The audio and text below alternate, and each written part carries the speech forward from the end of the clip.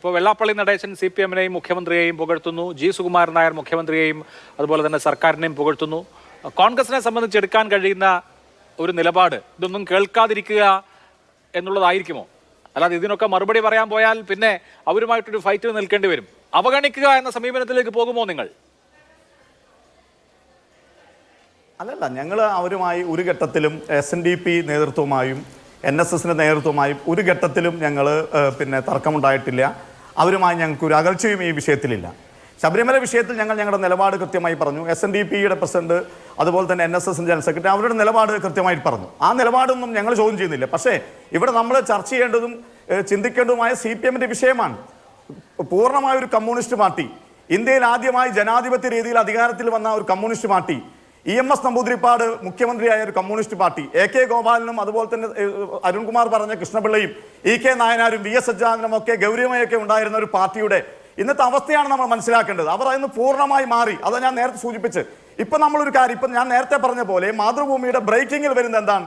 കരിവന്നൂർ കേസുമായി ബന്ധപ്പെട്ടുകൊണ്ടുള്ള ആരോപണവിധേയരായ രണ്ട് നേതാക്കന്മാർ AC മൊയ്തീനും MK കണ്ണനും കോടാനുകോടി രൂപയുടെ അഴിമതി നടത്തി അവരൊക്കെ കോടിക്കണക്കിന് രൂപയുടെ ആസ്തിയുള്ളവരായി മാറി എന്ന് വിളിച്ചു പറഞ്ഞ DYFIയുടെ നേതാവിനെ സസ്പെൻഡ് ചെയ്യാൻ ശുപാർശ കൊടുത്താരാണ്?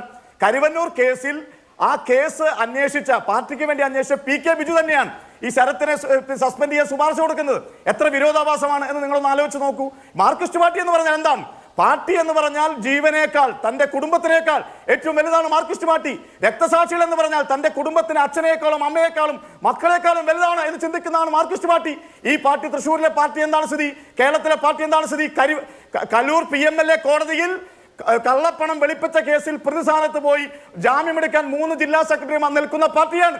ആ പാർട്ടിയെ ഇപ്പോൾ നിരീശ്വരവാദി അല്ലെങ്കിൽ അന്ധവിശ്വാസി എന്ന രീതിയിലൊക്കെ മാറുന്ന ഘട്ടത്തിലേക്ക് ഈ പാർട്ടി മാറിയപ്പോൾ നമുക്കിവരെ കുറിച്ച് എന്ത് പറയാൻ?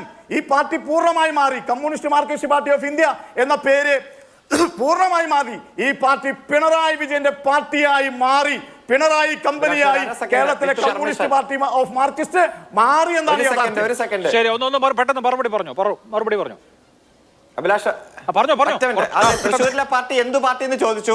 ഈ തൃശ്ശൂരിൽ എല്ലാ പ്രതിസന്ധിയിലും 16,500 വോട്ട് ഞങ്ങൾക്ക് കൂടി. തൃശ്ശൂരിലെ കോൺഗ്രസിന് 86,500 വോട്ട് BJPക്ക് വിറ്റു. അവിടെ BJP ജയിച്ചു. നിയമസഭ എല്ലാം തൃശ്ശൂർ LDF തന്നെയാണ്. തൃശ്ശൂരിലെ പാർട്ടിക്ക് ഒരു ചുക്കും സംഭവിച്ചിട്ടില്ല. വൻകിട ശക്തിയായി തൃശ്ശൂരിലെ പാർട്ടി മാറുകയാണ്. ശരി, അവസാനിപ്പിക്കാം.